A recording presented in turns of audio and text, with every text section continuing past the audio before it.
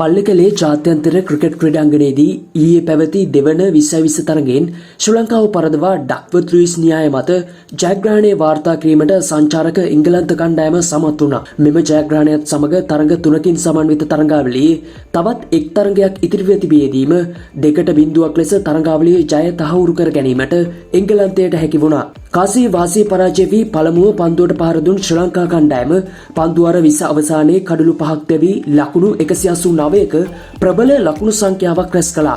ශ්‍රී ලංකා ඉනිම වෙනුවෙන් පවන් රත්නායක වේගවත් ලකුණු 40ක් රැස් කළ අතර කමිල් මිශාල ලකුණු 36ක්, පැතුම් නිස්සංක ලකුණු 34ක් සහ කුසල් මෙන්ඩිස් ලකුණු 32ක් ලබා ගනිමින් පිත්තෙන් දස්කම් පෑවා. පන්දු යැවීමේදී එංගලන්තය වෙනුවෙන් ජොෆ්රාච් කඩලු 2ක් බිඳ හෙළුවා. ලකුණු 190ක දැවැන්ති ඉලක්කයක් ලබා ගිය එංගලන්ත ඉනිමට වර්ෂාවෙන් බාධා එල්ල වූයේ ඔවුන්ගේ පන්දු අර 7යි පන්දු 2ක් තුල කඩලු 2ක් දැවී ලකුණු 57ක් ලබා සිටියේදී. ඒ අනුව ඩක්වර්ත් ලුයිස් න්‍යායට අනුව තරගයේ පන්දු අර 17කට සීමා වූ අතර එංගලන්තයට හිමි වූ නව ඉලක්කය වූයේ ලකුණු 168ක්.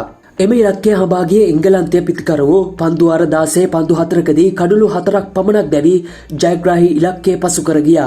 එංගලන්තය වෙනුවෙන් විශිෂ්ට ඉනිමක් ක්‍රීඩා කළ ටොම් බැන්ටන් නොදැවී ලකුණු 54ක් රැස් කළ අතර ජොස් බට්ලර් ලකුණු 39ක්, හැරි බ්‍රූක් ලකුණු 36ක් සහ සැම් කරන් නොදැවී ලකුණු 20ක් ලබා ගනිමින් ජයග්‍රහණයේ මාවත සකස් කළා. පන්දු යැවීමේදී මතීෂ පතරණ කඩලු 2ක් දවා ගත්තද ඒ ජයග්‍රහණය සඳහා ප්‍රමාණවත් වුණේ නැහැ. මෙම පරාජයත් සමග T20 පිටියේදී තරඟ 30ක් පරාජයට පත් වූ පළමු ආසියානු නායකයා ලෙස දසුන් චානක ඉතිහාසයට එක් වුණා.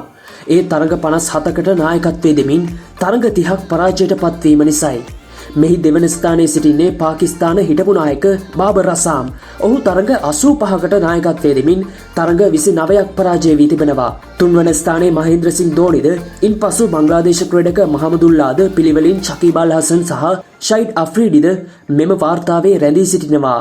කෙසේ වෙතත් ක්‍රීඩා ලෝලින් වන අප සියලු දෙනාගේ ප්‍රාර්ථනය වන්නේ ශ්‍රී ලංකා කණ්ඩායමේ ජයග්‍රහණ ඉඩෝරේ ඉක්මනින් අවසන් වී ජයග්‍රාහී මාවතට පැමිණ හොඳ මානසිකත්වයෙන් යුතුව ලෝක කුසලානයට මුහුණ දීමට ශ්‍රී ලංකා කණ්ඩායමට හැකි වේවා යන්නයි. දසුන් ශානකගේ මේ ලෝක වාර්තාව පිළිබඳව ඔබේ අදහස මොකක්ද? අපට කමෙන්ට් කරන්න. දිනෙන් දින උණුසුම් වන ක්‍රිකට් ලෝකයේ උණුසුම් තොරතුරු ඉක්මනින් දැන ගැනීමට ස්පෝර්ට්ස් කවුන්ටර් සබ්ස්ක්‍රයිබ් කරලා බෙල් අයිකන් එකත් ක්ලික් කරලා තියාගන්න. ඔබට සුබ දවසක්.